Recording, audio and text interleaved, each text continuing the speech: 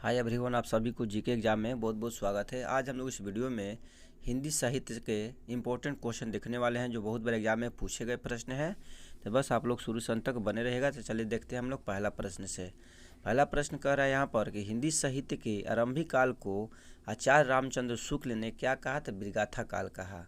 ब्रिगाथा काल के कवि कौन कौन माने जाते हैं? तो चंद्रबरदाई, जगनीक एवं मधुकर माने जाते हैं ब्रिगाथा काल के कवि।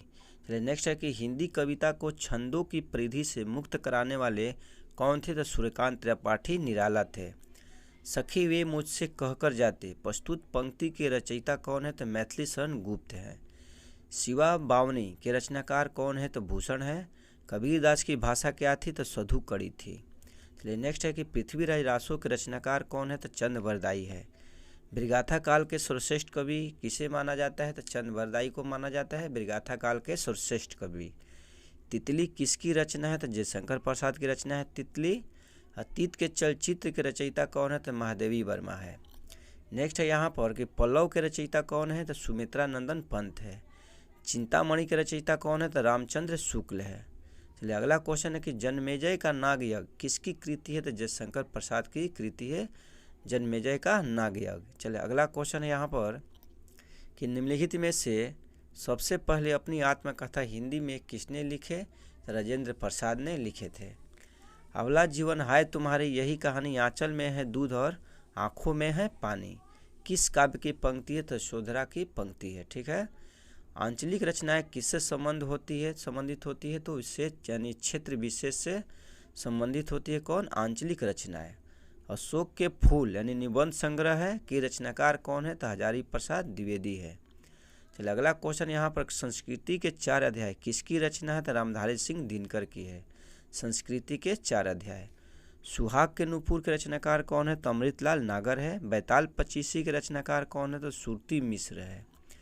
नेक्स्ट है क्वेश्चन कि पद्मावत किसकी रचना है? तो मलिक मोहम्मद जायसी की रचना है। कौन? पद्मावत।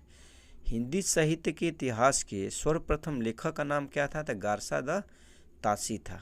चलिए अगला क्वेश्चन है कि रामधारी सिंह दिनकर को भारतीय ज्ञानपीठ पुरस्कार प्राप्त हुआ था किस पर? उर्वशी पर प्राप्त हुआ था।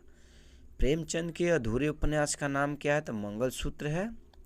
और अगला क्वेश्चन है यहाँ पर कि प्रगतिवाद उपयोगितावाद का दूसरा नाम है, यह कथन किसका है? तो नंदुलारे वाजपेयी का स्टेटमेंट है यानी कथन है। ठीक है।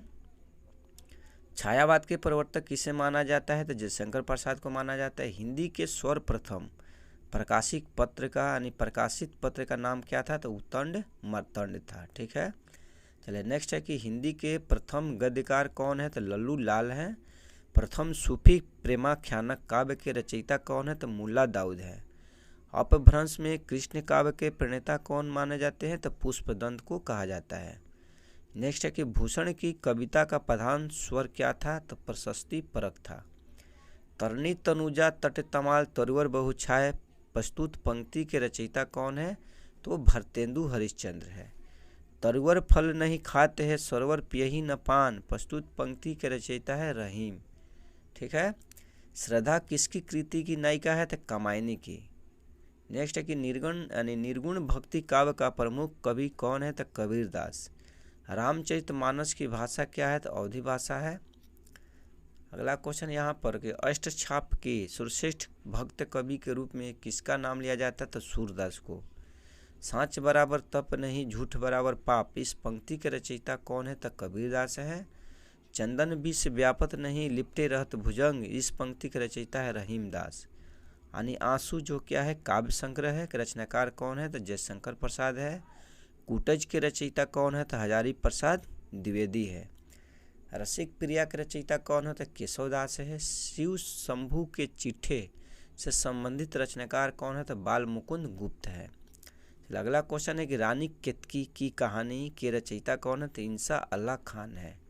हार की जीत क्या है? कहानी संग्रह है। इसके कहानीकार कौन? तो सुदर्शन है।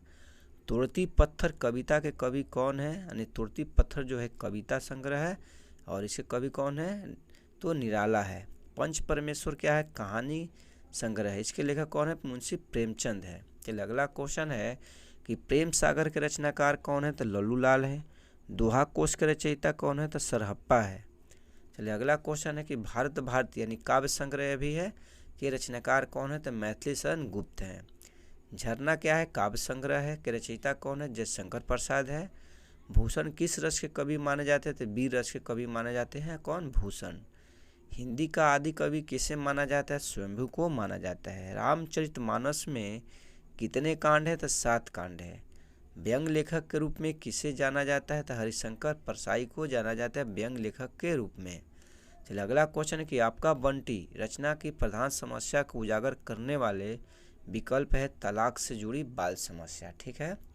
हिंदी पत्रिका यानी कादम्बिनी के संपादक कौन है, तो राजेंद्र अवस्थी है।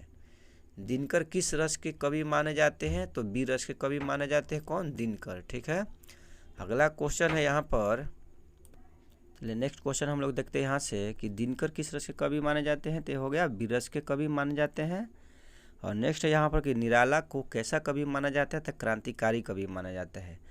परख उपन्यास के रचयिता कौन है, तो जैनेन्द्र हैं।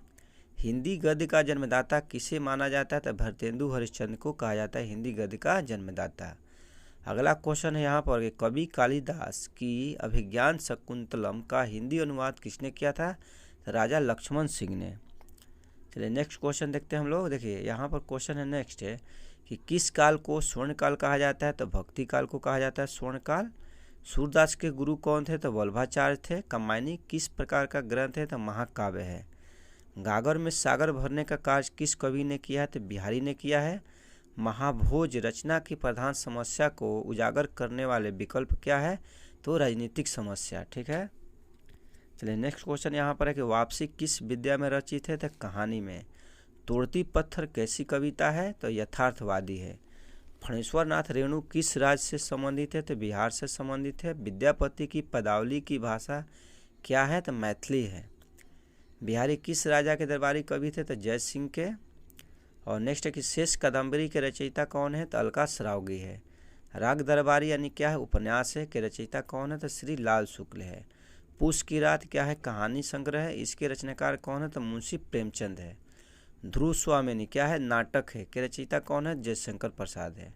चलिए नेक्स्ट है यहाँ पर आत्मनिर्भरता यानी क्या है, निबंध है, के रचनाकार है बालकृष्ण भट्ट। तो फ्रेंड्स आप लोगों को वीडियो कैसा लगा, अच्छा लगा तो लाइक अवश्य कीजिएगा, क्योंकि आप लोगों को पता है कि एक वीडियो बनाने में बहुत मेहनत करना पड़ता है, तो इसीलिए आप लोग फ्रेंड्स लाइक अवश्य कीजिए, चैनल को सब्सक्राइब कीजिए। तो देख लीजिए आप लोग, इसमें से देखिए, इसमें से बहुत ऐसे क्वेश्चन हैं जो बहुत बार एग्जाम में पूछे जाते हैं। कोई भी टीचर का एग्ज़ाम हो या कोई जिसमें हिंदी प्रश्न पूछे जाते हैं, उस एग्ज़ाम में यहाँ से प्रश्न बहुत बनते हैं। तो इसीलिए आप लोग यहाँ से क्वेश्चन, इस वीडियो को आप लोग 1 से 2 बार जरूर पढ़िएगा।